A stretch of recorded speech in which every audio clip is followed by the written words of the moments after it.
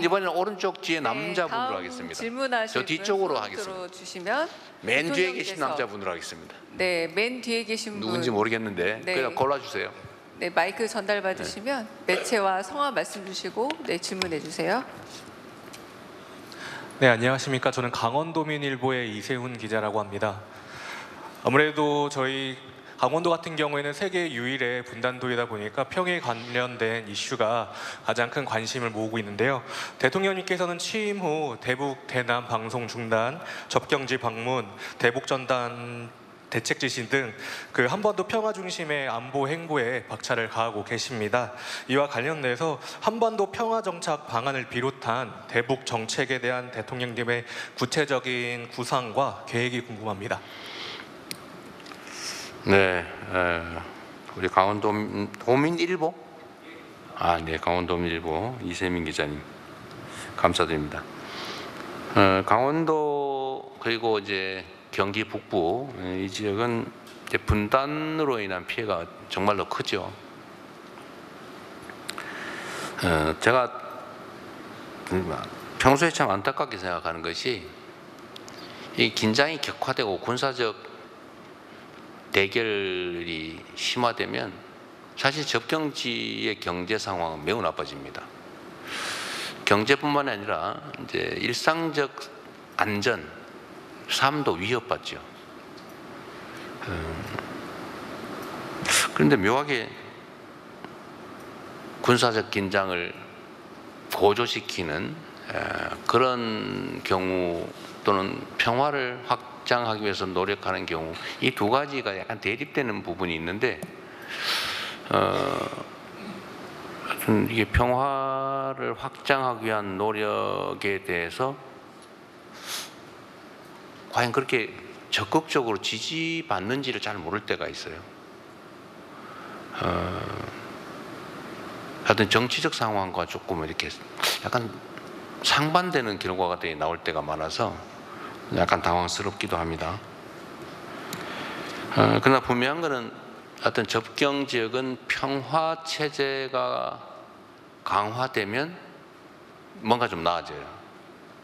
그리고 대한민국 전체도 긴장이 완화되고 평화 체제가 강화되고 대화, 소통, 협력이 강화되면은 경제 상황도 나아지고 국제적 평가도 좋아지죠. 구체적으로 어떻게 할 거냐? 이건 아까 제가 이 기자회견문에 대체적으로 말씀을 드렸습니다. 한미동맹, 한미일협력이라고 하는 그 기본적 토대, 그리고 세계 5위, 그리고 북한의 1년 국민 총생산의 1.4배에 이르는 우리의 1년 국방비.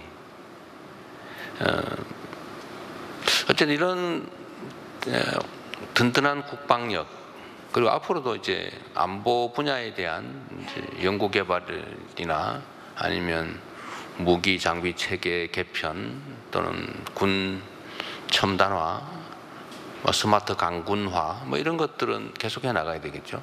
그건 뭐 기본적으로 하는 거고, 대화와 소통, 협력, 이게 정말로 중요할 것 같아요. 이게 뭐 김대중 대통령께서 햇볕 정책이라는 이름으로 이제 일종의 전형을 만들기도 했지만 사실 전쟁 중에도 외교는 하는 겁니다. 이거는 뭐 수백 년, 수천 년 전에도 있었던 일이죠. 전쟁을 해도 외교는 하는 거예요. 대화는 하는 거죠. 근데 대화를 전면 단절하는 건 그건 정말 바보짓이죠. 미워도 얘기를 들어야 되거든요. 그리고 협의, 협상하고, 그리고 서로의 손해를 줄이는 일, 서로의 이익을 키우는 일, 이거는 상대가 한 개도 득을 못 보게 하겠다, 내가 더 큰 손해를 감수해야 되겠다, 이렇게 하면 안 되죠. 상대가 한 개 득을 보더라도 내가 3개 정도 득을 볼 수 있다면 내가 2개 더 득 보는 거니까 그건 이기는 길이지 않습니까? 근데 이 길을 잘 찾아야 되는 거죠. 그냥 오로지 아무것도 얻지 못하게 있다, 그게 우리한테 득이 되냐? 저는 아니라고 생각해요.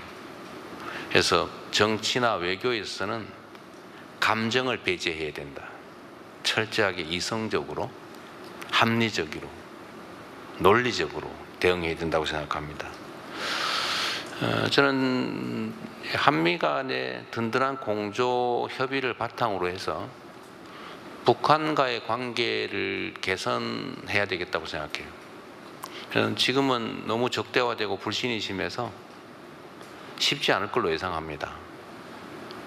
그러나 저는 대북 방송 중단을 할 때 얼마나 빨리 반응할까, 혹시 반응 안 하면 어떡할까 약간의 우려를 했던 건 사실이에요. 우려를 했지만 분명히 호응할 거라고 생각했죠. 근데 너무 빨리 호응해서 저도 약간은 기대 이상이었습니다. 그래서 하나씩 완화해 나가야 되겠죠. 제가 변호사 일을 하면서 상담을 많이 했는데 그 중에 부부 갈등 상담을 많이 했어요.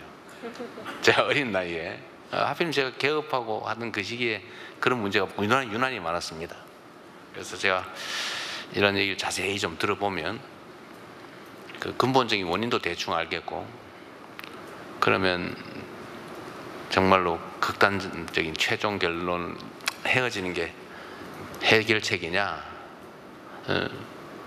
이거 자세히 들여다보면 오해가 오해를 낳고, 갈등이 갈등을 낳고, 불신이 불신을 낳고, 미움이 미움을 낳아가지고, 사실은 원래는 요만한 차이였는데 지금은 이만해져가지고 감당을 못하는 경우가 상당히 많더라고요.